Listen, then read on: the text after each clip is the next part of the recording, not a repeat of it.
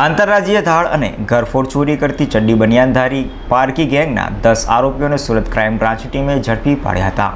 આ ટોળકીએ સુરતમાં અનેક ગુનાઓને અંજામ આપતા પોલીસ તેઓને ઝડપી પાડવા મેદાને પડી હતી।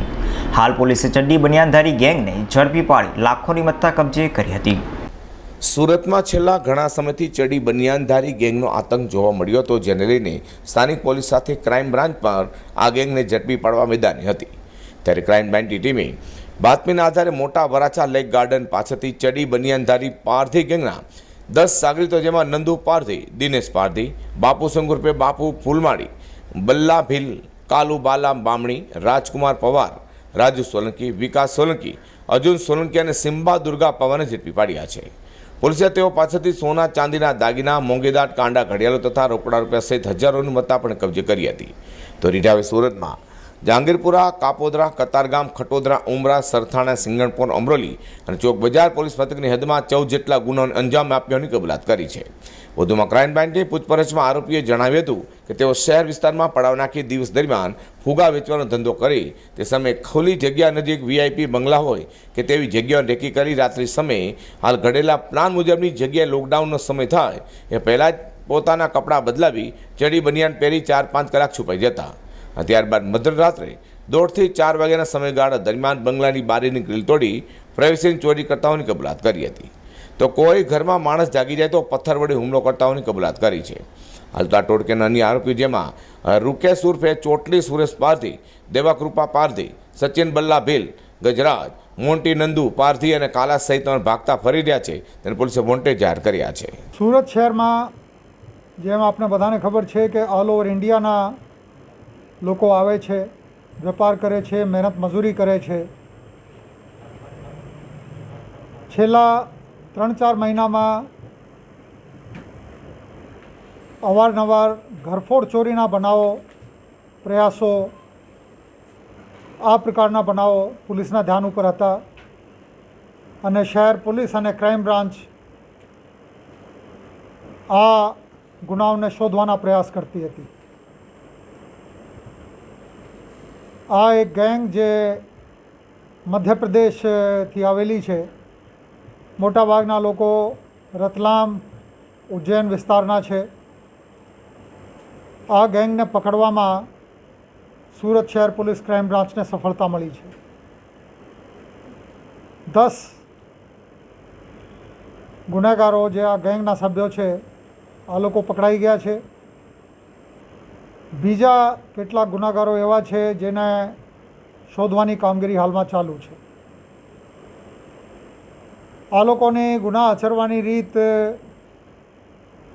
બધા નાગરિકોને ખબર પડે એટલા માટે જણાવવાની જરૂરી છે કે આ લોકો મહિલાઓ પણ છે, પુરુષો પણ છે।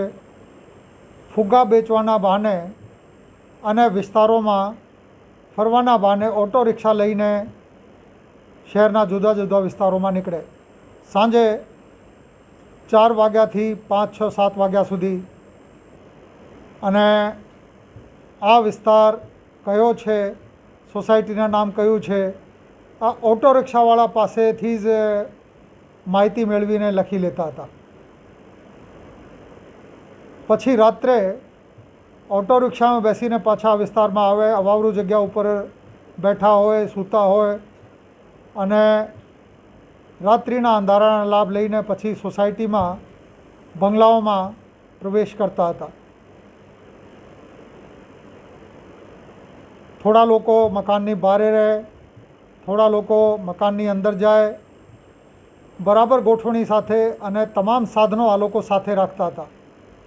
સ્ક્રૂ ખોલવાના સાધનો આ લોકોની પાસે હતા, ગ્રીલ કાપવાના, ગ્રીલને ઢીલા કરીને ખોલી નાખવાના,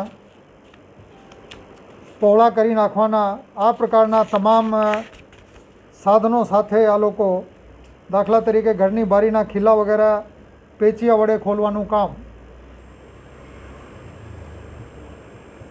તાર કટિંગનું કામ અને આ પ્રકારના તમામ સાધનો વડે આ લોકો ઘરમાં એન્ટ્રી કરે। થોડા લોકો ઘરમાં ચારે બાજુ કિંમતી વસ્તુઓની ચકાસણી કરે આ જ ઘરના કિચનમાં જમવાનું પણ જે કાંઈ ઉપલબ્ધ હોય આ બધું જમે અને પછી કિંમતી વસ્તુઓ લઈને ભાગી જાય. કોઈ માણસ વિરોધ કરે, કોઈ જાગી જાય, એની સામે આવે તો એને ઉપર હુમલો કરવાની અને જીવલેણ હુમલા સુધી કરવાની આ લોકોની તૈયારી થતી હતી. જહાંગીરપુરાના એક કેસમાં આ લોકોએ જેવી રીતે પથ્થરમારા કર્યા હતા, આના ઉપરથી ખબર પડે કે આ લોકો ભયંકર જનૂની ગુનેગારો છે. આ ગુનેગારોને પાસેથી જે મુદ્દામાલ કબજે કરવામાં આવ્યા છે, આ સોના ચાંદીના દાગીના લગભગ 1.5 લાખ રૂપિયાના, રોકડા 36,000 રૂપિયા, કાંડા ઘડિયાળ, બહુ કિંમતી કાંડિયા ઘડિયાળ છે, 8 જુદે જુદે બ્રાન્ડ નેમની છે, મોબાઈલ ફોન 8, લોખંડનું ગણેશિયું, પેચિયા નંબર 2, કુલ નંગ, તાર કટિંગ કરવાનું પકડ, વાંદરી પાનું, લોખંડની ફાનસ, હેન્ડ્રીલ પાનું, ગિલોલ અંદાજે 4.